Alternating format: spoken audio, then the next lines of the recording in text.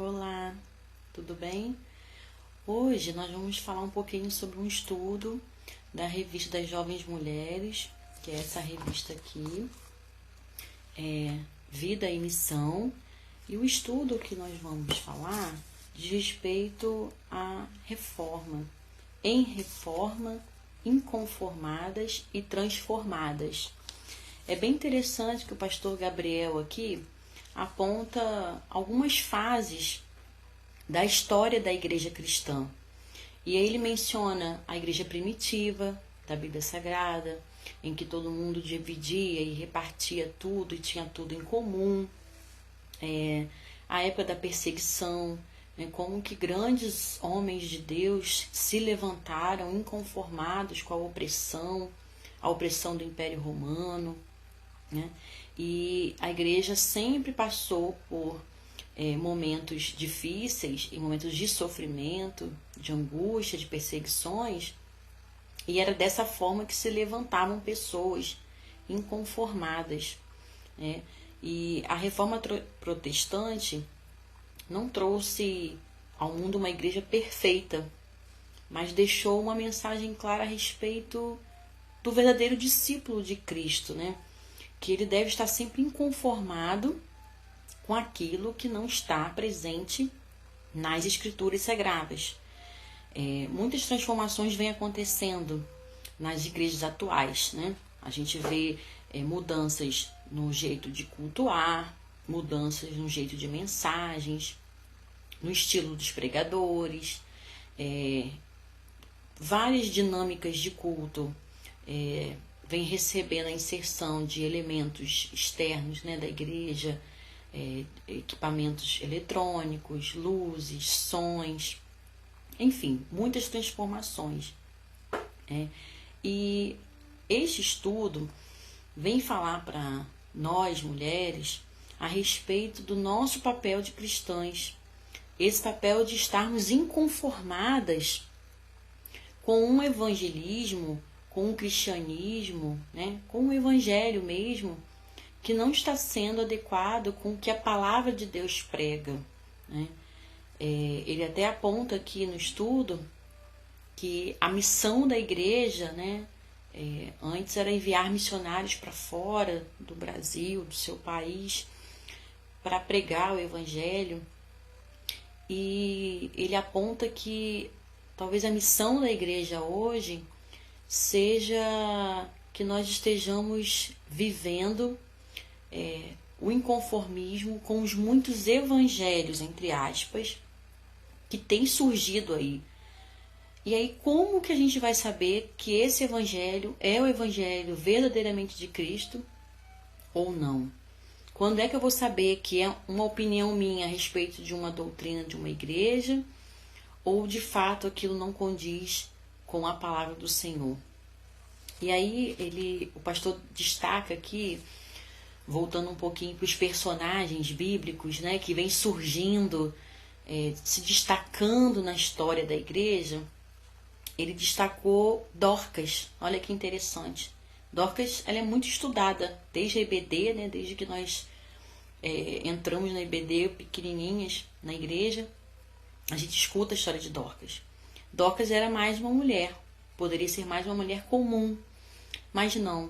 Foi uma mulher que se destacou porque começou a olhar para fora, olhar para sua comunidade, e inconformada com as condições das pessoas, ela passou a produzir roupas para ajudar as pessoas.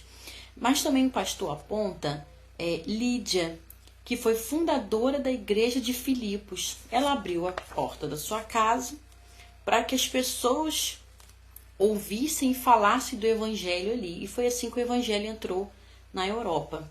Ou seja, mais uma mulher, mais uma pessoa ali da comunidade, que poderia ser eu, poderia ser você, mas foi Lídia.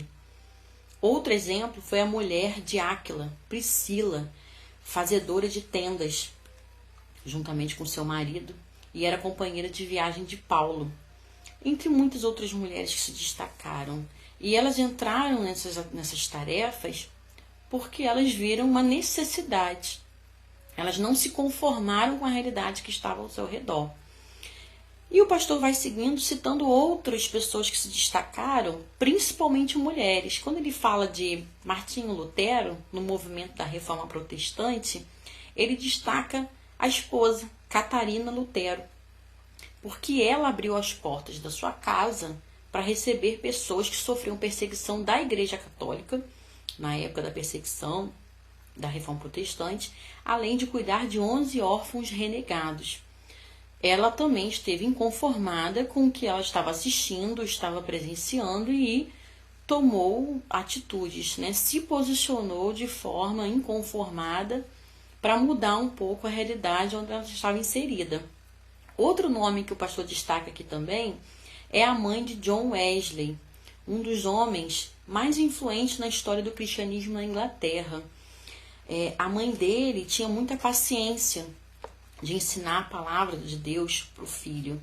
E numa biografia de John Wesley, é citado que Susana foi questionada pelo esposo sobre a sua paciência em falar sobre a Bíblia 20 vezes para o seu filho. Ela afirmou que perderia seu tempo se só falasse 19 vezes, ou seja, ela nunca estava conformada com um momento, 2 momentos, 3 momentos em que estava falando da Bíblia para o seu filho, ensinando a palavra. Havia uma necessidade de falar, de ensinar, de orientar, insistentemente ensinar a palavra de Deus para o seu filho, e obteve êxito, né? Também o pastor cita aqui a esposa de Martin Luther King, né? Na questão da luta pela igualdade, né? Da igualdade civil e racial nos Estados Unidos, a esposa dele, Coretta King, também foi muito influente, foi uma mulher atuante. E ela se destacou nessa mesma luta em que seu esposo estava. Mas ela poderia não ter se destacado nessa história, poderia não ter se envolvido. Então, toda dor e todo sofrimento que a igreja cristã passou, e o evangelho tem passado no Brasil e no mundo, tem trazido pessoas inconformadas, tem levantado pessoas inconformadas com o contexto que estava sendo vivenciado. E aí o pastor diz aqui uma coisa tão interessante, né? A igreja cristã tem vivido uma falsa sensação de sucesso, que tem feito com que ela perca seu caráter transformador de realidade. São muitas as mazelas que nós temos no Brasil e no mundo, isso é notório. Quem trabalha na saúde, na educação, trabalha em setores públicos, vê as mazelas sociais, fome, drogas, violência doméstica, violência com os filhos, vulnerabilidade. E o que nós, mulheres, temos feito? Será que nós temos tido uma sensação de estar inconformadas com essas mazelas? A igreja que eu sou é uma igreja inconformada com a minha realidade?